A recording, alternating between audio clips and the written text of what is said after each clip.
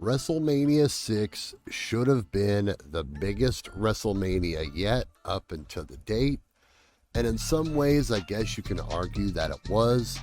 The staggering attendance in Toronto's Skydome was the second most attended WrestleMania at the time, behind only WrestleMania 3 in the Pontiac Silverdome.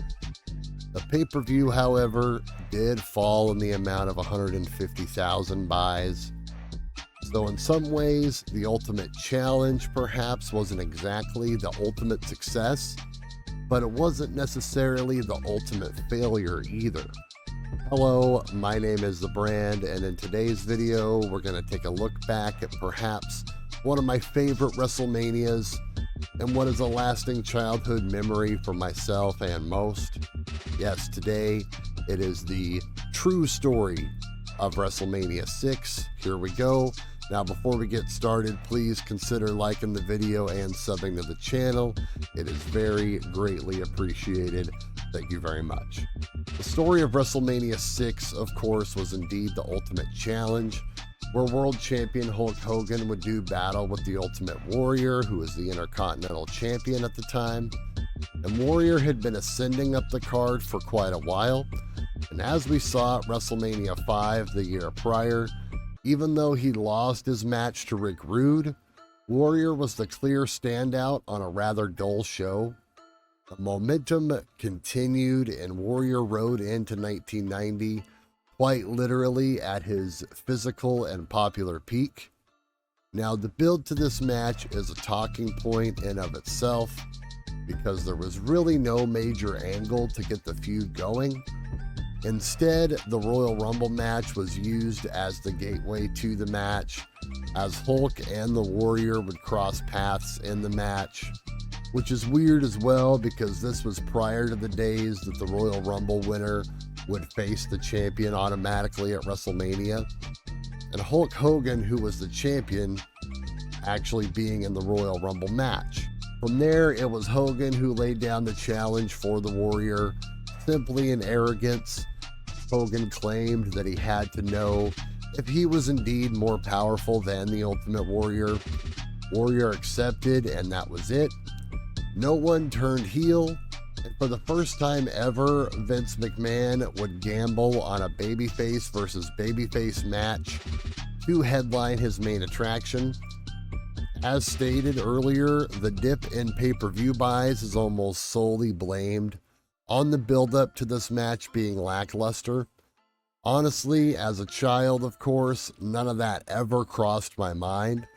As a fan, you always think of dream matches, and this was Vince McMahon simply giving this to his fans, especially the young fans. And I think it's not as simple as the build, so it wasn't that great, and that perhaps many other factors played a part in the lower buy rate for the pay-per-view. Warrior ends up winning the match and both championships, although Hogan literally kicked out as the 3 was counted. Many still think to this day that Hogan upstaged Warrior on purpose by sticking around for too long during the celebration.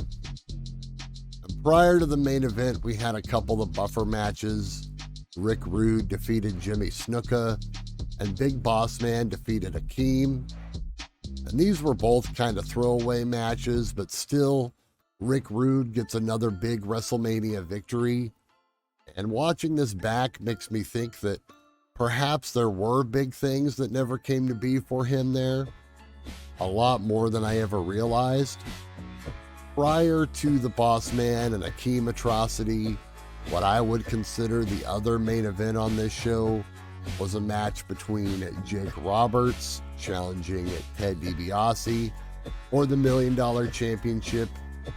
DiBiase, of course, was just 2 years removed from being the top heel in the company, and Jake Roberts was another one of those names that at this time would be at his apex as a babyface competitor, and Jake would soon turn heel, and then his career would go off the rails from there. Yes, in hindsight, between him and Rick Rude, I think they were both set up to be the future, but many things stopped them from getting there, including mounting injuries and drugs.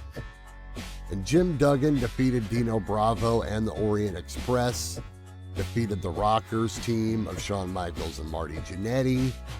The Rockers were jobbed out in their first 2 WrestleMania appearances.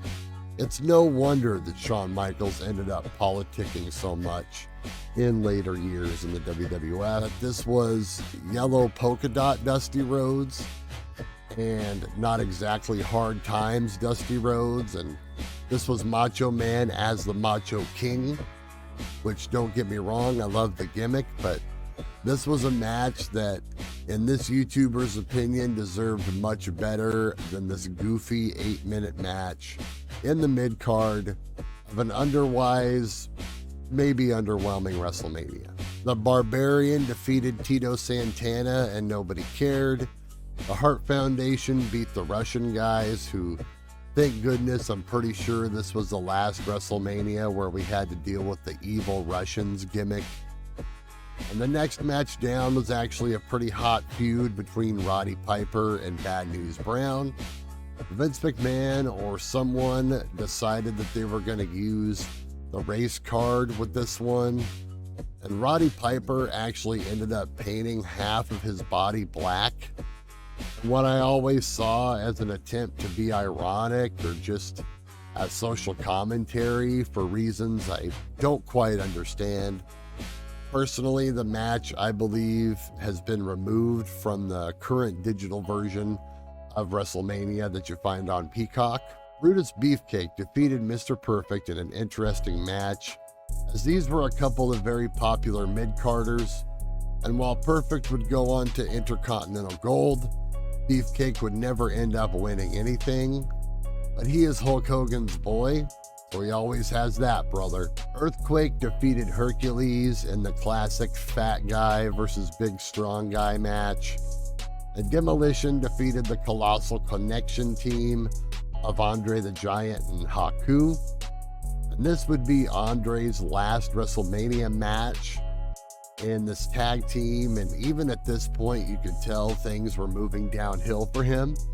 Meanwhile, Demolition, winning the titles, got a huge ovation from the Canadian crowd, and Rick Martel finally stepped out of tag team competition and got a makeover as the model Rick Martel, and he defeated Coco Beware here in the opening match.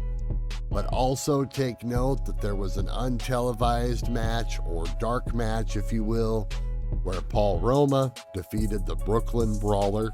All in all, WrestleMania 6, I see it as a point in time where I think Vince McMahon was doing his best to set up the future while cashing in on his 2 hottest stars at the time. And any other setup of the card just doesn't work. Even if you would have had Savage get the title and do the match with Warrior, that would have left Hogan with someone like Rick Rude perhaps. But the end game there for Rude would not have been good, because in that situation, there's just no reason or way that Hogan would lose. Either way, this WrestleMania remains one of only 2, count them 2, international WrestleManias, both taking place in the very same building, some 12 years apart, in Toronto's Skydome. But that WrestleMania is another story for another time. So that is it, folks. Let me know down in the comments your favorite matches and memories of WrestleMania 6. My name is The Brand. Thank you very much for watching. Make sure you sub to the channel, like the video. Until next time, we see you on Pro Wrestling Planet.